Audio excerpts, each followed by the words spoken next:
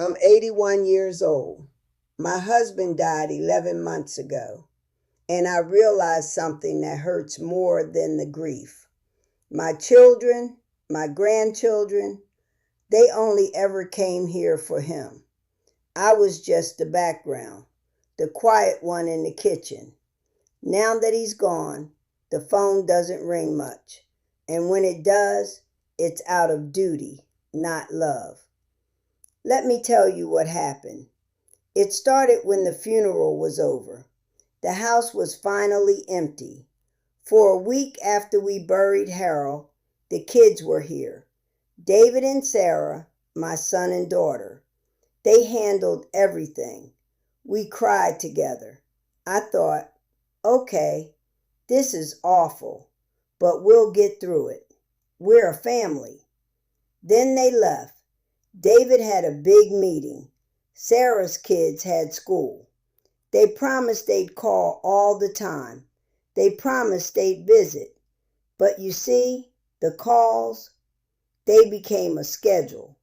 Sunday afternoons, like clockwork. I'd sit by the phone from 4 o'clock. David would call. His voice was always busy. Everything all right, Mom? Need anything? And before I could even think of an answer, he'd be talking about work. Sarah would call after him. She'd talk about her job, her house, her life. I'd just listen. I was an audience. In the background, I could hear my grandkids laughing. That sound, it used to fill up the room. Now it was just a noise through the phone. They'd say, "Hello, Grandma," very polite. Then silence. Then, "Here's Mommy again." The visits were worse. They felt like inspections. They'd come over maybe once every couple of months, bring some groceries, tidy up things that were already tidy. They'd look around the living room, but their eyes would always stop on Harold's chair. They never sat in it. It was like it was still his. We'd talk about the weather, my health, the bills, nothing real. They'd stay an hour. When they left, they'd kiss my cheek. It was a cool kiss, and I could see the relief on their faces as they walked to the car. They'd done their duty. One day, after Sarah left, I felt so alone. I got out the old photo albums. The leather was soft. I opened one. There we all were, so young. Harold had this grin. The kids were always climbing on him. In every picture, he was the center. Birthday cakes, Christmas mornings, graduations. He was right in the middle. I was always there too, but off to the side, smiling. I was the steady one. He was the fun one. He built the treehouse. He taught David to fish. He helped Sarah with her math homework. I made the dinners. I did the laundry. I realize now I was the scenery. He was the main attraction. The last big party was our 50th anniversary. The house was full of noise and people. Harold was telling his stories. Everyone was laughing. I was so happy. I was refilling drinks, passing food.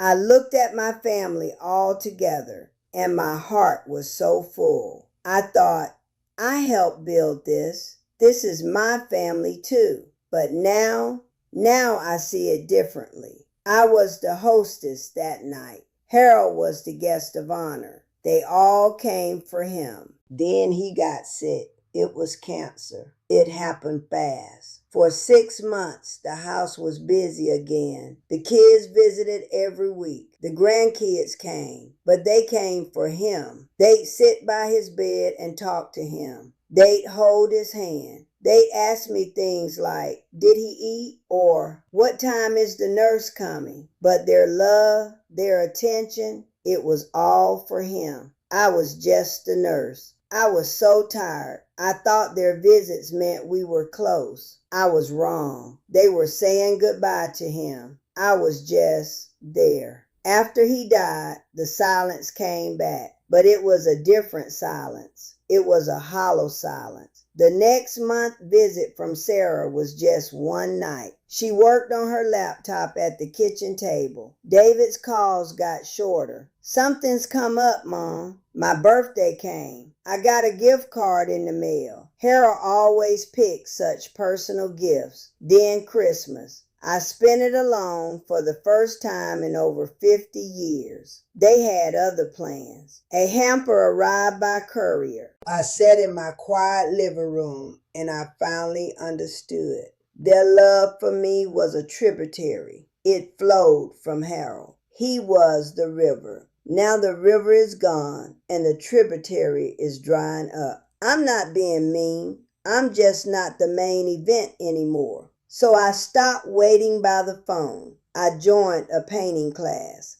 I started reading to kids at the library. I make silly voices for them, just like Harold used to do. I planted a garden. I'm building a life without that empty chair in the center. Then David came over, unannounced. He looked nervous. He had tea. Then he started talking about this lovely assisted living place. He had brochures. He said the house was too much for me. I listened. Then I said, David, do you come here to see me or to manage a problem that was once your father's? He looked shocked. He said, that's not fair. We're worried.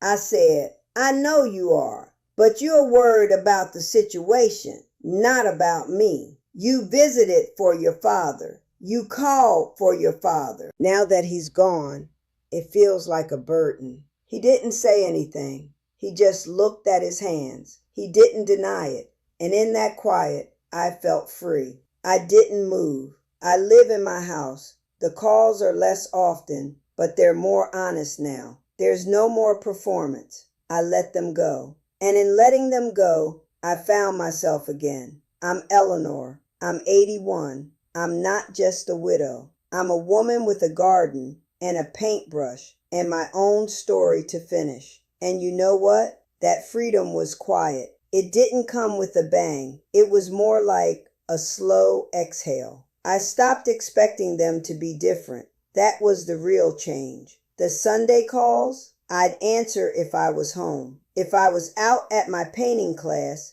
I'd just call them back later. My voice on the phone changed. I wasn't just listening anymore. I'd tell them about the terrible cup of tea at the community center, or the little boy at the library who asked if I was 100 years old. Small things, my things. David would sound surprised. Sarah would rush to fill the silence with more about her kitchen towels. Then, one Tuesday, Sarah actually came for a visit. Not a scheduled one. She just showed up. She looked tired. We sat in the kitchen. She didn't bring groceries. She just sat. For a long minute, neither of us spoke. Then she said, "The house is so quiet, Mom." I said, "I know. I'm getting used to it." She looked at Harold's chair in the next room. She said, "I miss his stories." I said, "I do too." And then, for the first time since he died, she looked right at me and said, "What do you do all day?" Really. Not in a checking up way, in a curious way. I told her about the watercolors, how I'm terrible at trees. She almost smiled. She said, "You were always so busy, with us, with Dad. I never pictured you just painting." I said, "I never pictured it either." We had a proper cup of tea then. It wasn't a long visit, but when she left, her kiss on my cheek was warm. It was a small thing, but I felt it. That visit got me thinking, though, about the difference between missing someone and missing the way things were. I think my children missed the way things were. When Harold was here, I had a role they understood. I was his wife. I was the home base. Now, they don't know what to do with just me. I'm a question they don't have the answer for, and that's okay. I'm starting to find my own answers. I went up into the attic last week. I was looking for an old vase for my daffodils. I found a box of my things, not family things, my things, from before I was a wife and mother. There was a sketchbook. I'd forgotten I used to draw.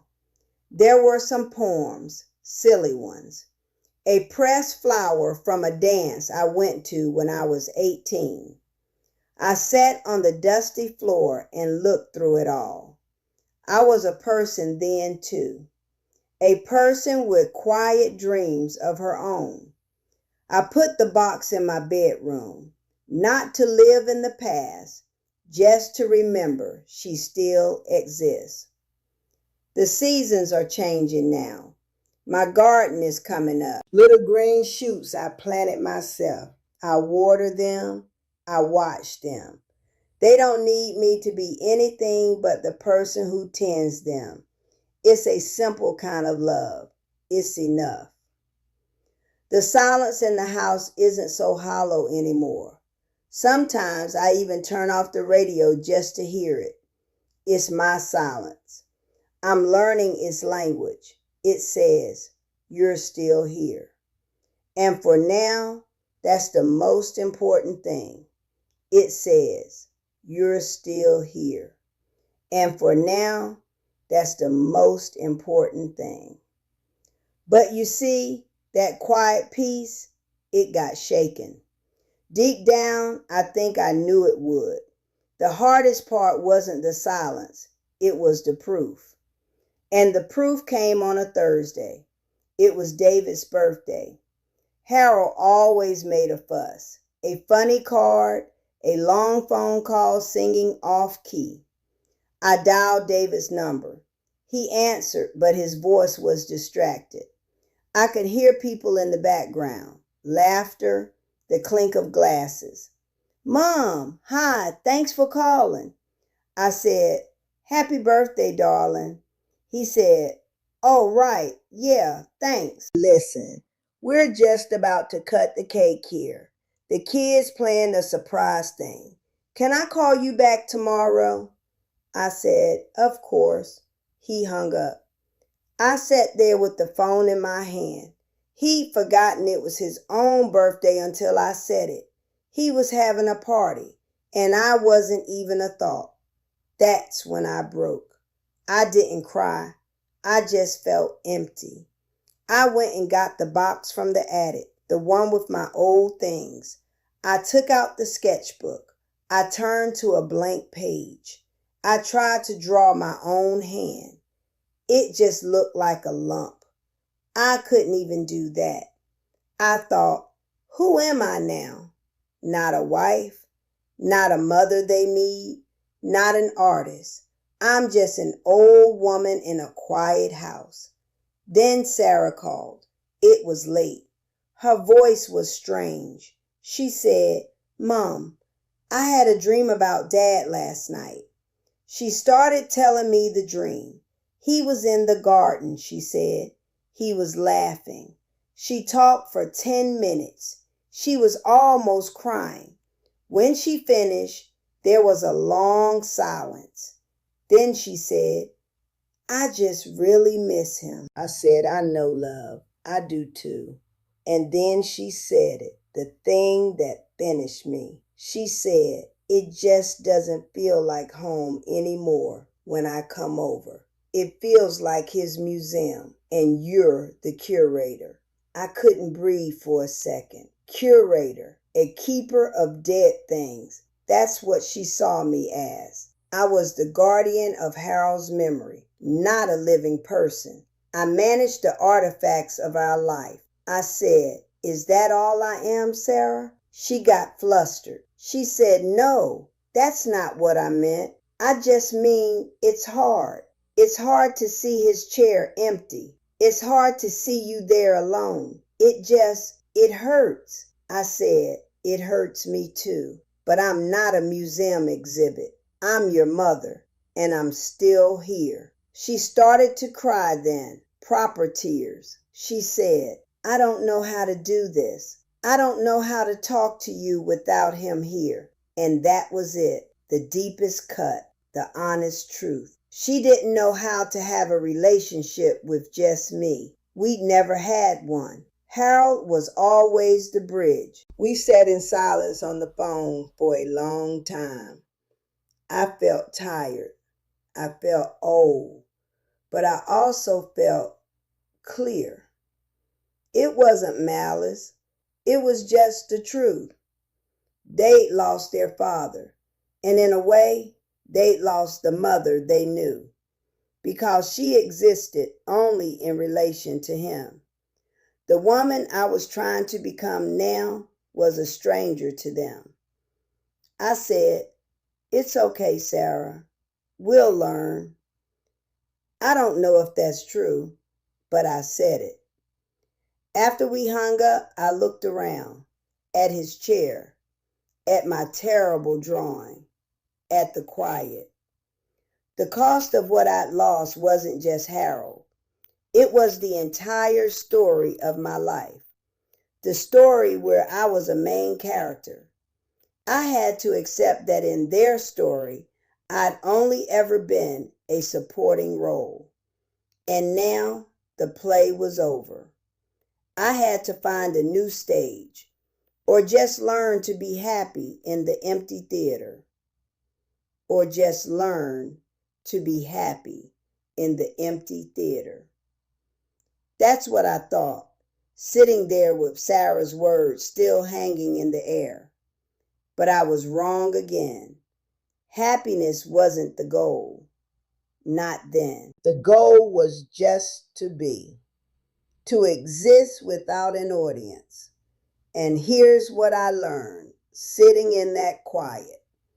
I had spent my whole life loving them through him. I made his favorite meals when they visited. I reminded him to tell that story they loved.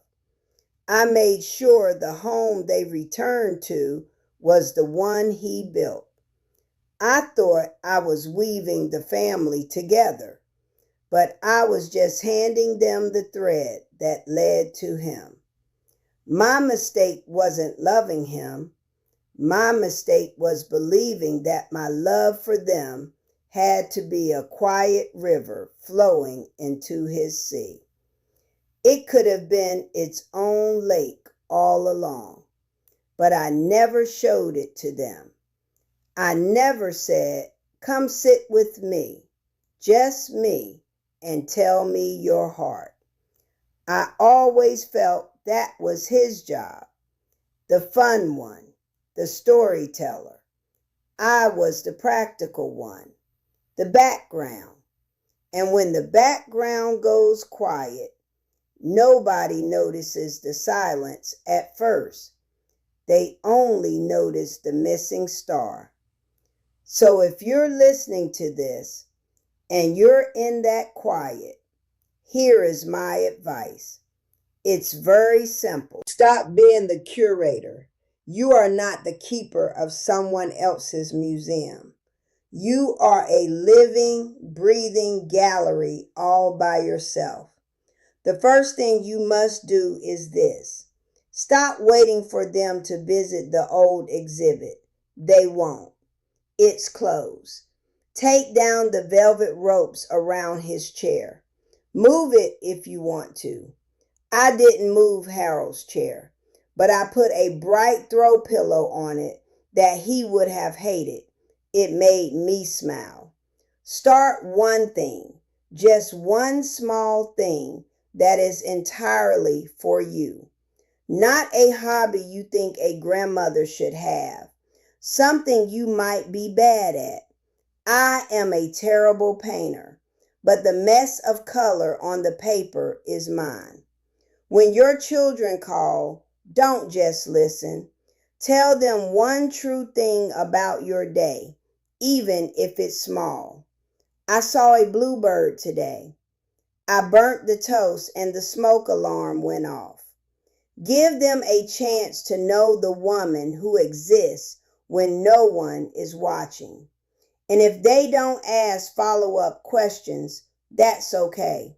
You are planting a seed. It might grow, it might not. but you will have planted it. And this is the most important part. Forgive them.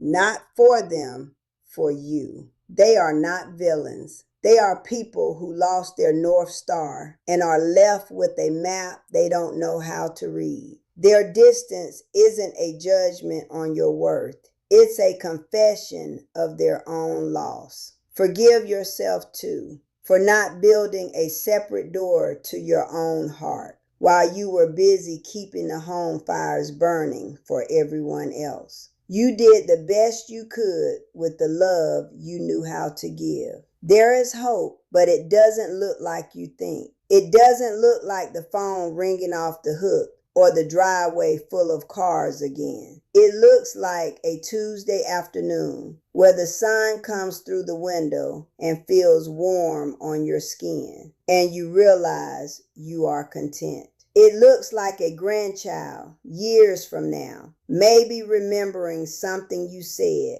just you, and calling to ask about it. It looks like discovering that your own company after all these decades is not lonely, but interesting.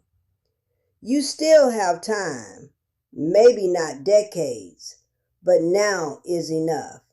This moment, this breath is enough to begin. If this quiet story of mine has spoken to you, if you've heard your own silence in between my words, then do something for me. Do something for you. Press subscribe on this channel. It's not for me, really. It's so you don't miss the next story, because I found there are so many of us out here learning to make a new kind of noise. Turn on the notifications. Let it be a little signal that you're choosing to listen, to connect, to remember you're not the only one in a quiet house. If this made you think of someone, share it with them. Sometimes the bravest thing we can do is say, this is how I feel. And down in the comments, I'd love to know, what is one small thing you did for yourself this week? Just one.